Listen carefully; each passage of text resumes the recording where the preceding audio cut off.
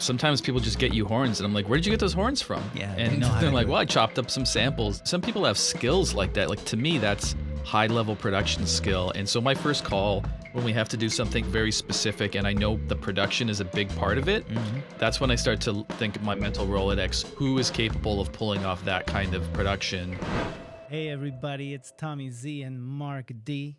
Nobody calls me that. Really? It's the first time you've ever been called Mark D? Mark D. Maybe once in a while. I like the way it works with Tommy Z. Tommy Z and Mark D on a morning show. It sounds great.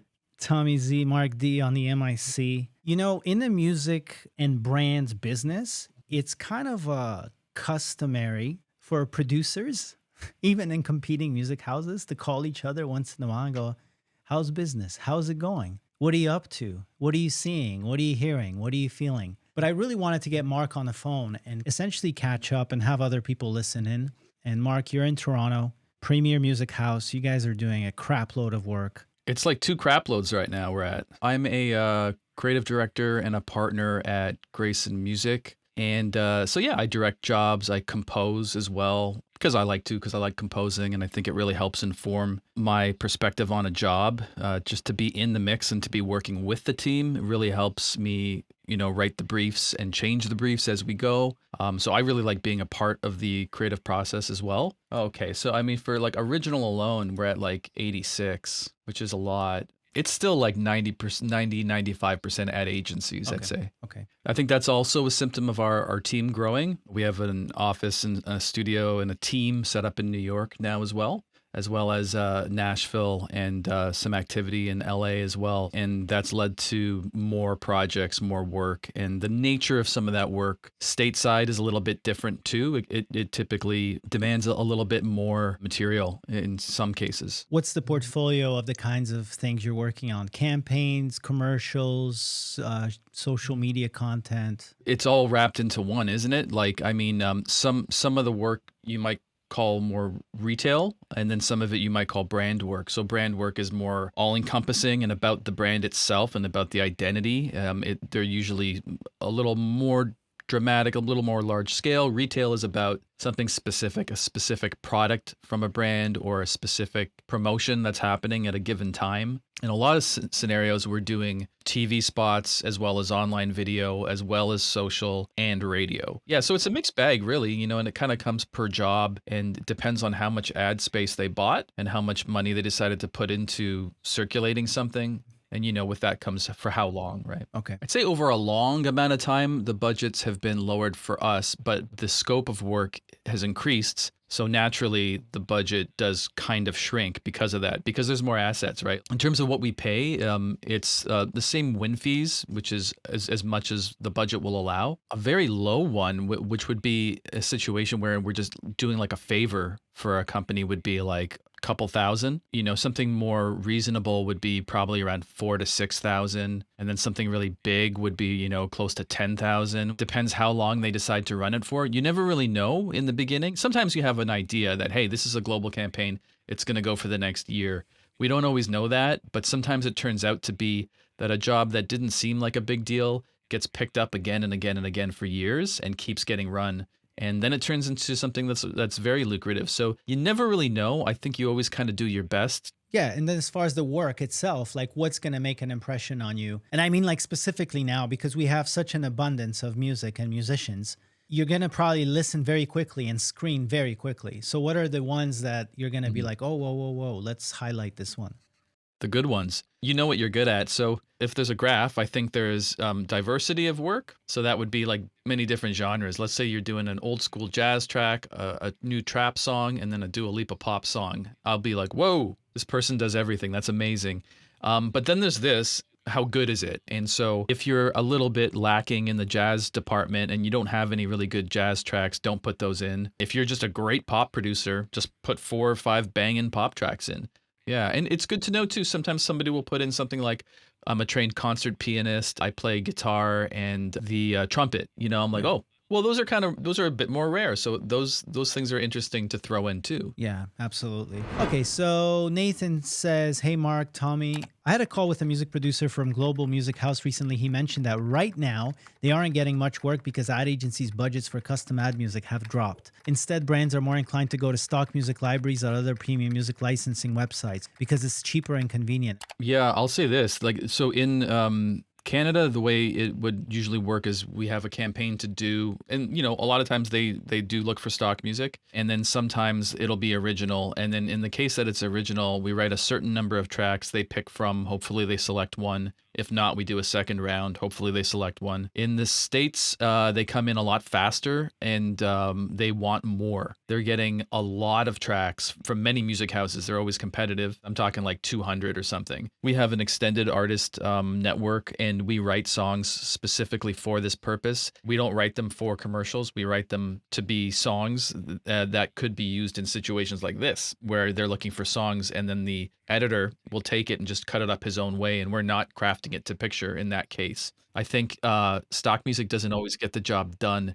It kind of really depends on how specific their needs are. The major downfall of it to me is that it's not ownable, so someone else can use it again. Yeah. Like this comes up time and time again. We have a stock track, we work it to death, and they still want to do certain specific things that we have to jump in and compose. Right. So we end up doing original composition to aid a stock track. Is the use of samples perceived in the market of customized music, or how it is perceived, I guess? Is it okay to do music houses to not get sued later because another brand happens to have the same sample in their ad? We've actually had personal experience with this, Mark. It wasn't a sample per se, but it was a very close chord progression to another track, which was not intentional, but it was kind of inadvertent, and it just happens. I've been doing this for a while, and we get sometimes into these things. Like it's easy to just become a splice addict. There's some samples that are very noticeable. Like if it's a horn playing a melody, I'm gonna notice that. We're all gonna notice that, and it comes off a little hacky. So if we're using samples,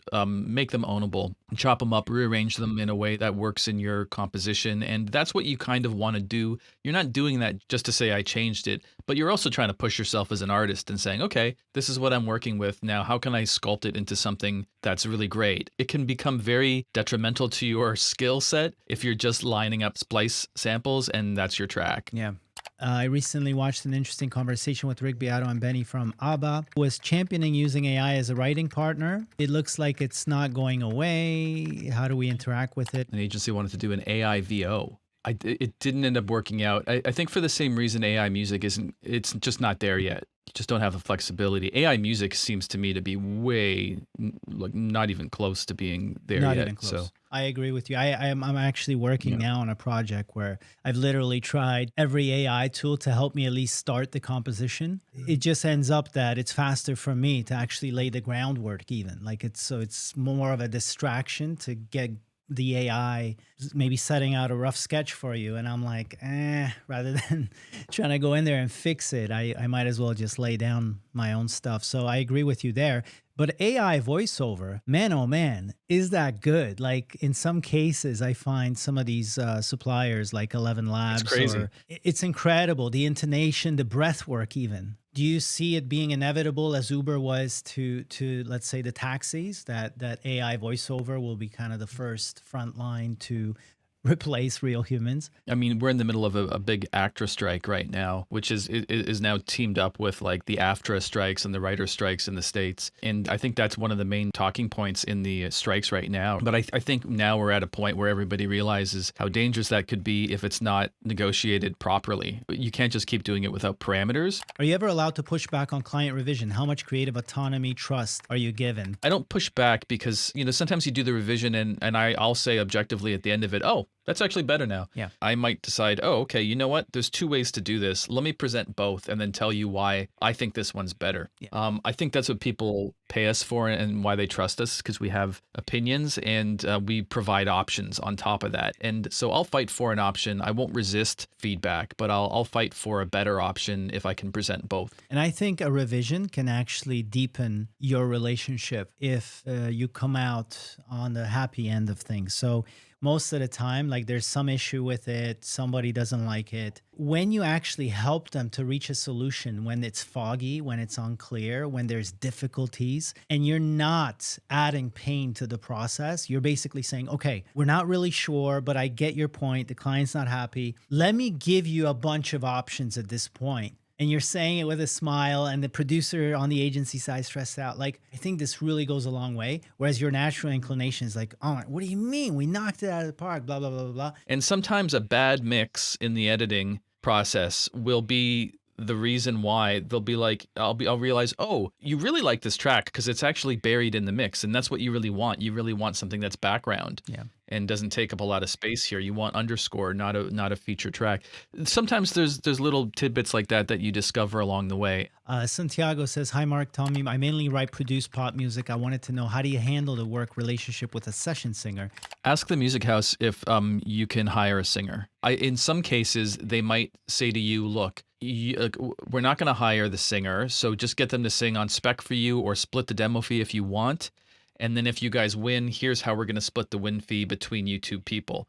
But make sure that, you're not worried about it and you're not letting it soak up any of your creative energy. Hey guys, I was wondering what your experiences are as far as royalties are concerned for TV ads in North America. That's new for us. So I can't say yet. Like for the stuff we've done for TV and for film, it's really different every time, depending, like I said, on the network it ends up on and how long it plays for and what countries in the world it plays in. Yeah. Because it's a new thing for Canada and we're new in the States. So we're going to start figuring that out in the next couple of years. Yeah. But previously we weren't paid royalties. It makes me smile to know that someone is doing really, really well. Things are happening. Thanks for having me, man. Well, like you said, this was a totally freestyle conversation with zero prep and no sense of what we were about to talk about. So I was pleased that it was just as fun as I thought it would be. And I appreciate everybody's really insightful questions. You guys are always such a nice group of people to talk to. Thanks for having me. Well, man. I'm just trying to be useful. You know what I mean? I'm just trying to be useful, and I really help you. I really thank you for being here. To everybody Awesome. else, all the best. Have a good time, and we'll see you soon. Ciao.